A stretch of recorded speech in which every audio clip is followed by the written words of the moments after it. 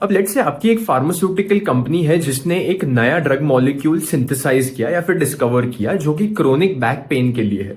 और आप ही की कंपनी में वो क्रोनिक बैक पेन के लिए एक टैबलेट बनी वो ड्रग यूज करते हुए। अब आपकी कंपनी को पहले से पता है कि मार्केट में पहले से बहुत सारे और भी ऐसे फॉर्मुलेशन और ड्रग्स है जो कि क्रोनिक बैक पेन के लिए ही यूज किए जाते हैं। आपकी कंपनी को क्या करना है, आपकी कंपनी को कंपेयर करना है कि आपका जो नया फॉर्मुलेशन है और जो नया ड्रग है वो एज कंपेयर टू मार्केट के फॉर्मुलेशंस के क्या ज्यादा इफेक्टिव है, क्या ज्यादा सेफ है। ये सभी चीजें आपकी कंपनी को प्रूव करनी है या कंपेयर करनी है। तो इसके लिए अगेन नया ड्रग मॉलिक्यूल है तो क्लिनिकल और प्री क्लिनिकल ट्रायल्स करने की तो जरूरत पड़ेगी ही। लेकिन इस केस में जब आपको कंपैरिजन करना है दो अलग ड्रग्स के बीच में या दो अलग फॉर्मुलेशंस के बीच में, आपको क्लिनिकल ट्रायल में एक इंपॉर्टेंट एस्पेक्ट कंसिडर करके चलना है। वो ये है कि जो ह्यूमन पार्टिसिपेंट्स क्लिनिकल ट्रायल्स में इस केस में कंसिडर किए जाएंगे वो दो ग्रुप्स में डिवाइड किए जाएंगे। सबसे पहला ग्रुप होगा ट्रीटमेंट ग्रुप और दूसरा ग्रुप होगा कंट्रोल ग्रुप। ट्रीटमेंट ग्रुप जो है वो through out the clinical trials आपका जो ड्रग है जो कि आपकी कंपनी ने बनाया है, जो नॉवल फॉर्मुलेशन है, उसे कंज्यूम करेगा।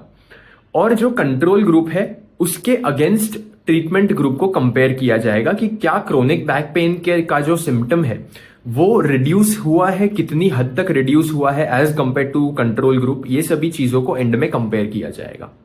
अब ये जो कंट्रोल ग्रुप है ये भी तीन अलग टाइप का हो सकता है। सबसे पहला टाइप है स्टैंडर्ड कंट्रोल ग्रुप, यानी कि एक्टिव कंट्रोल ग्रुप भी कहा जाता है, जिसे एक स्टैंडर्ड ट्रीटमेंट जो कि मार्केट में डॉक्टर्स के द्वारा प्रिस्क्राइब की जाती है और यूज में है करंटली, वो कंज्यूम करेगा, उसे कहा जाएगा एक्टिव कंट्रोल ग्रुप। और एक टाइप का कंट्रोल ग्रुप आपका आ सकता है placebo control group. Placebo control group जो है वो आपकी जो ट्रीटमेंट ग्रुप में जो टैबलेट एडमिनिस्टर की जा रही है वही सेम टैबलेट को कंज्यूम करेगा। लेकिन ये वाली टैबलेट में जो control group placebo control group consume कर रहा है उस टैबलेट में ड्रग प्रेजेंट नहीं होगा। बाकी सब चीजें ट्रीटमेंट ग्रुप जैसी ही सेम होगी, लेकिन इसमें सिर्फ ड्रग नहीं होगा। ये एक डिफरेंस होगा।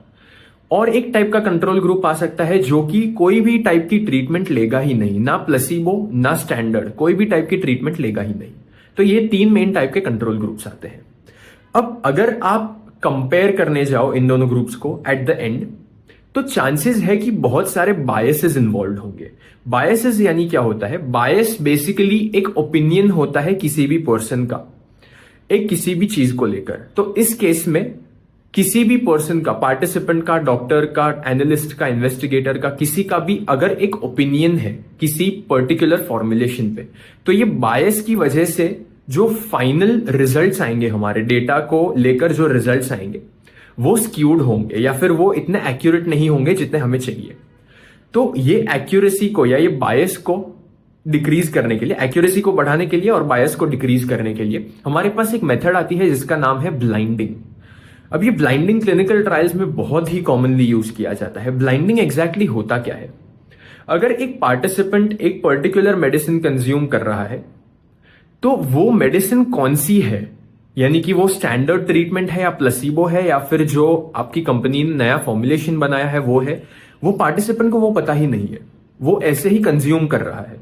उसे कहा जाता है ब्लाइंडिंग, यानी कि वो पार्टिसिपेंट एक तरीके से ब्लाइंड है as to which medication he is consuming या शी इज कंज्यूमिंग, उसे ये नहीं पता। तो ये ब्लाइंडिंग बहुत सारे अलग अलग टाइप्स का हो सकता है। ब्लाइंडिंग अगर सिंगल ब्लाइंड स्टडी है तो उस केस में पार्टिसिपेंट को नहीं पता कि वो कौन सी मेडिकेशन कंज्यूम कर रहा है। अगर डबल ब्लाइंड स्टडी है तो उस केस में ना पार्टिसिपेंट को पता है ना ही इन्वेस्टिगेटर या डॉक्टर को पता है। अगर ट्रिपल ब्लाइंड स्टडी है तो उस केस में ना पार्टिसिपेंट को, ना इन्वेस्टिगेटर या डॉक्टर को, ना ही डेटा एनालिस्ट को जो फाइनली डेटा को एनालाइज करके इंटरप्रिटेशंस और रिजल्ट्स निकालेगा, उसको भी नहीं पता कि कौन सा पार्टिसिपेंट, कौन सा इंडिविजुअल कौन सी मेडिकेशन कंज्यूम कर रहा है, ना स्टैंडर्ड, प्लेसिबो, कौन सी मेडिकेशन। तो ये होता है ब्लाइंडिंग और ये होती है अलग अलग टाइप की ब्लाइंडिंग स्टडीज। अब ब्लाइंडिंग का एक प्रैक्टिकल एग्जांपल लेते हैं कि क्यों वो बायस को रिड्यूस कर सकता है।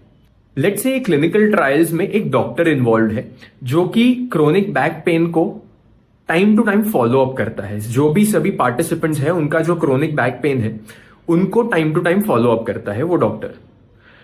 अब जो डॉक्टर है उसे अगर पता है कि जो नेक्स्ट इंडिविजुअल मेरी क्लिनिक में आने वाला है वो स्टैंडर्ड ग्रुप को बिलोंग करता है। अब ये स्टैंडर्ड ग्रुप कौन सा? जो मार्केटेड फॉर्मुलेशन है, जो कि प्रूवन है, एफिकेसी के टर्म्स में, सेफ्टी के टर्म्स में, सभी टर्म्स में पहले से प्रूवन है वो।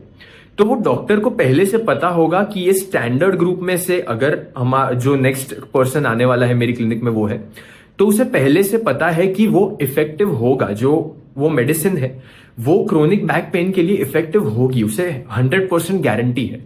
तो इंस्टेड ऑफ आस्किंग आपका बैक पेन अभी कैसा है, वो डॉक्टर इंस्टेड पूछेगा कि बेहतर लग रहा है।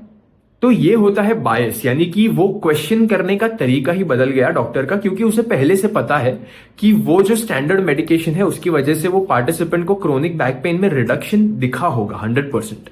तो इंस्टेड ऑफ आस्किंग कि आपको अभी कैसा फील हो रहा है, वो ऐसे पूछेगा कि आपको बेहतर फील हो रहा है, क्योंकि उसका पहले से एक ओपिनियन है, उसका एक पहले से बायस है। तो इस तरह से बायस इंट्रोड्यूस होता है क्लिनिकल ट्रायल्स में।